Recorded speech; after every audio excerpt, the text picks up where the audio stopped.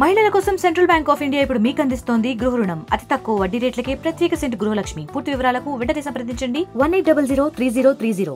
వక్ఫ్ act 2024 amendment bill parliament లో ప్రవేశపెట్టినటువంటి సందర్భంగా పార్లమెంట్ లో ఆ బిల్లును ప్రవేశపెట్టడం జరిగింది. దాని తర్వాత అందరూ అభిప్రాయం తీసుకొని ఈ బిల్లును మళ్ళీ పార్లమెంట్ లో ప్రజెంట్ చేయాలని స్పీకర్ గారు జాయింట్ పార్లమెంట్ కమిటీని నియమించడం జరిగింది.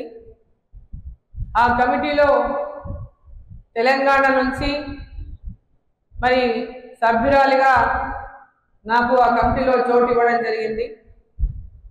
21 మంది పార్లమెంటు సభ్యులు, 10 మంది రాజ్యసభ సభ్యులు. ఆ కమిటీలో 31 మంది సభ్యులు ఉంటారు.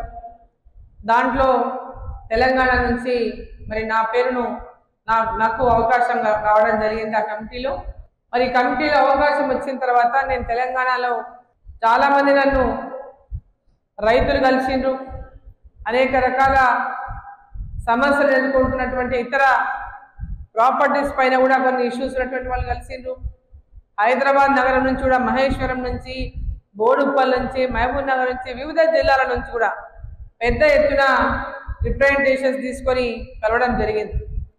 జైరాబాద్ నుంచి పెద్ద ఎత్తున, కోహీర్ నుంచి, అదేవిధంగా వివిధ మండలాల నుంచి అందరూ కూడా చాలా పెద్ద ఎత్తున నా దగ్గర 4-5 సార్లు వచ్చినారు. అందరూ వారి వారి సమస్యలు తెలపడానికి జేపీసీ ముందు వారి సమస్యలు తీసుకెళ్లాలని, మరి మేము పడుతున్నటువంటి ఇబ్బందులు జేపీసీకి మీరు తెలపాలని, మరి అమెండ్మెంట్స్లో ఎవరైతే మేము ఈ సమస్యలు వక్ఫ్ ద్వారా ఎదుర్కొంటున్నామో ఆ సమస్యల పట్ల మాకు సమస్య పరిష్కారం అయ్యే విధంగా మా యొక్క వాదాన్ని వినిపించాలని చెప్పి వాళ్ళు కోరడం జరిగింది.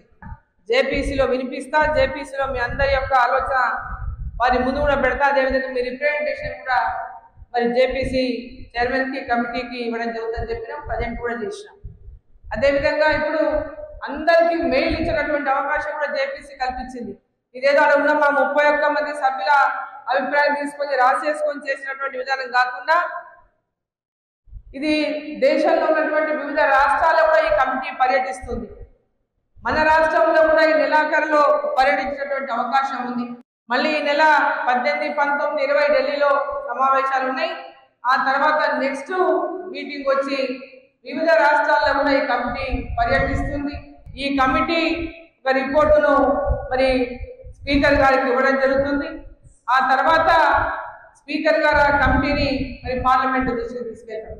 సరే, 1954లో ఎప్పుడైతే వక్ఫ్ యాక్ట్ వచ్చిందో మొట్టమొదటిసారి, దానికంటే ముందు నుంచి కూడా సేత్వార్ కానీ, కాసరా కానీ, కాసరా పానీ కానీ అప్పటి నుంచి మొత్తం తాతల నుంచి కూడా భూముల్లో పంటలు పండిస్తూ ఈ రోజు వరకు కూడా ఆ భూముల్లోనే వాళ్ళు వ్యవసాయం చేసుకుంటున్నటువంటి పరిస్థితిని కూడా నేను కమిటీలో వివరించడం జరిగింది. వక్ఫ్ యాక్ట్ రాకముందు నుంచి కూడా ఈ భూములు చేసుకుంటున్నారు, వాళ్ళు తక్కువ కలిగి ఉన్నారు. దాంట్లో ముస్లింలు ఉన్నారు, ఎస్సీలు ఉన్నారు, ఎస్టీలు ఉన్నారు, బీసీలు ఉన్నారు.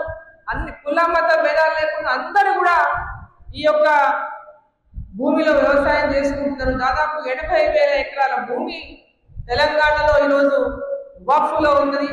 దాంట్లో అగ్రికల్చర్ ల్యాండ్ ఎక్కువ ఉంది. దాదాపు 77,000 ఎకరాల అగ్రికల్చర్ వ్యవసాయ భూమి ఈరోజు వక్ఫ్లో ఉన్నది. ఇప్పుడు ఏంటంటే భారతీయ జనతా పార్టీ ఎన్డీఏ ప్రభుత్వం అధికారంలో ఉంది కాబట్టి ఇదేదో ముస్లింలకు వ్యతిరేకంగా చేస్తా ఉన్నటువంటి ఒక ప్రచారం ప్రత్యేకంగా తీసుకెళ్లేటటువంటి ప్రయత్నం చేస్తా ఉన్నారు కొందరు. అది ఏ మాత్రం కూడా వాస్తవం కాదని చెప్పి సందర్భంగా నేను మీకు అందరికీ తెలియజేయదలుచుకున్నా. చాలా తప్పుడు ప్రచారం జరుగుతూ ఉంది సోషల్ మీడియాలో. కొందరు పెద్దలు, ముస్లిం పెద్దలు మైకులు పట్టుకొని గల్లీలలో తిరుగుకుంటూ ప్రతి ఒక్క ముస్లిము బయటికి రావాలి, దీన్ని వ్యతిరేకించాలి, రోడ్లు ఎక్కాలి, మనం 25 కోట్ల మంది మనం ఉన్నాము, బయటికి వచ్చి మొత్తం దీన్ని వ్యతిరేకించాలనే ప్రచారం చేస్తున్నారు. అంటే ప్రజలలో కూడా విషయాన్ని నింపేటటువంటి అనుమానాన్ని, తప్పుడు ప్రచారాన్ని చేసేటువంటి ప్రయత్నం చేస్తున్నారు. ఇక్కడ భారతదేశంలో ఉన్న ప్రతి ఒక్కరము కుల మత భేదాలు లేకుండా కలిసి ఉన్నాము, కలిసి ఉంటాము.